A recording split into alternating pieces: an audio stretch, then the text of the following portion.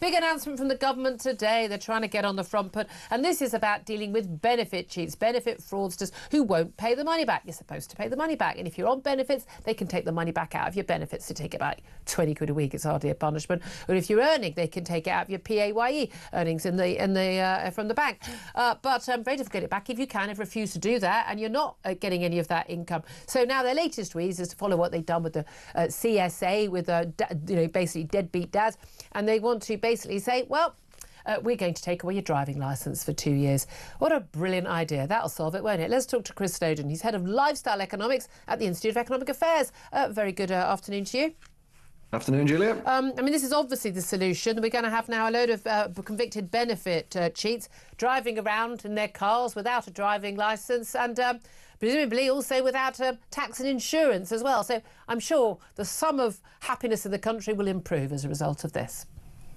Yeah, it's quite a fun policy, isn't it? I'm not against it in principle. No. I guess it's a form of punishment. It just seems kind of random to be introducing it as a form of punishment for this particular offence rather than just general driving offences, which is normal, or indeed any other offences. Normally, ideally, we'd send these people to prison, but we don't seem to have the space. Yes. There does seem to me the issue of, seeing this is only going to affect people who are working, which may well be quite a small proportion of benefit fraudsters anyway. It might, in fact, mean that people can no longer drive to work and lose their jobs and then have to go on benefits. Legitimately. So I don't know. Look, it seems a bit of a gimmick to me. There is a huge problem with the entire welfare state. It's absolutely enormous, and we need to be cutting it.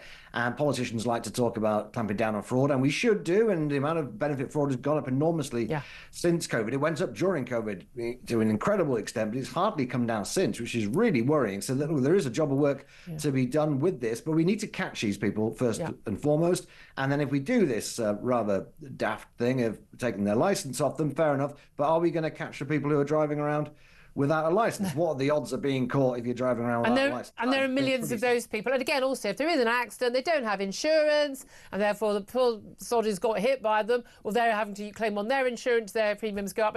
I'm not quite sure this solves the problem. As you say, it's a bit of a random thing. Why don't we stop them getting on planes? It seems strange. But also, the benefit fraud aspect, for so many years, the left has argued, people avoiding tax or evading tax, which is criminal. Oh, you don't tackle that, but you do worry about benefit fraud.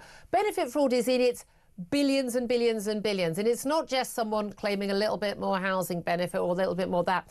It's organised crime. I've got a friend who worked, literally on the phones during COVID on a benefits counter, where you'd have these organised crimes. You could actually hear the people. You could hear all the other people in the room making their claims at the same time, and they would say, I'm claiming. This is my name. I'm claiming this.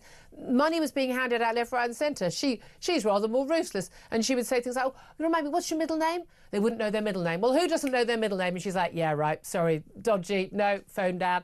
You should say. She'd even say things like, "Oh, well, that's the road you live in. Oh, yes. So that's the one with this pub at the end of the road, isn't it?" And they wouldn't know what she's talking about. And she's like, "Yeah. You clearly don't live in that road because that pub has been there for 50 years. Now, if you have people who are willing to ask those questions, then you might catch a few more of these people. But it's on an industrial scale, and we don't even know how many of these claims are fraudulent. No, we don't. That's one point, actually. It's a good point. We don't. So when people try and bring it to a comparison between tax evasion and benefit fraud, we don't really know what either of those figures are. In fact, the figures that the left use tend to just include a lot of things that are actually quite legal, tax avoidance, which they just think should be illegal, which is obviously apart from when they're buying cheap booze at the airport, which is also tax avoidance. They've got no issue with that. Let's not clamp down on that. But look, it's possible to do two things at the same time. We can clamp down on tax evasion while also clamping down on benefit fraud. There is a lot of both. They're both worth billions of pounds. But like everything in this country, people talk about how we have a big state. Well, we have a big state in terms of what it spends, but most of what it spends is just transfers, and a lot of the transfers are benefits, right? Yeah. What we don't have is a big state in terms of people doing things that a competent state should be doing. HMRC, for example, is I would say not particularly overstaffed. There's not too many people going around working for trading standards or trying to catch benefit cheats. What we have is a lot of people in what I would consider to be non-jobs, but primarily transferring money around. So we've got £35 billion in housing benefit. We've got £90 billion rising fast in sickness benefit. These are the easy wins, actually. If Rachel Reeves really wants to find some money lying on the pavement, dealing with it's literally pensions, there. and housing benefit would be the way to go. Yeah, there was reports at the weekend that there's a little bit of irritation in Downing Street about Liz Kendall, the Work and Pensions Secretary, about then she's not moving fast enough in identifying this. But I don't know anybody, and I ask around lots of people, different walks of life. If you say every single person I know knows somebody, their friendship group or their family, who they believe is falsely claiming benefits. Now, they might not technically be committing fraud and couldn't be criminalised for it, but they could work. They absolutely could work, and they don't need to claim those benefits.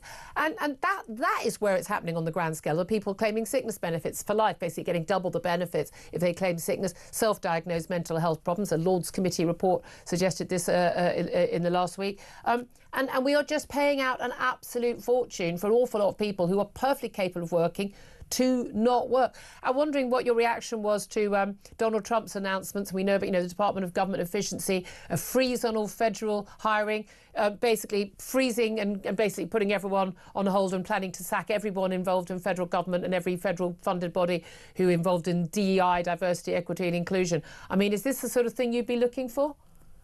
I'd like to see the details. It sounds like he's using a bit of a sledgehammer approach here, but yeah, broadly speaking, yes. And also the Javier Milei, Afuera system of, could get rid of entire departments. I think you really could do that. The government needs to focus on fewer things and doing them well. Yeah. That's a simple message. That's that's a wonderful idea. Just the really basic stuff that we actually need done, and everything else.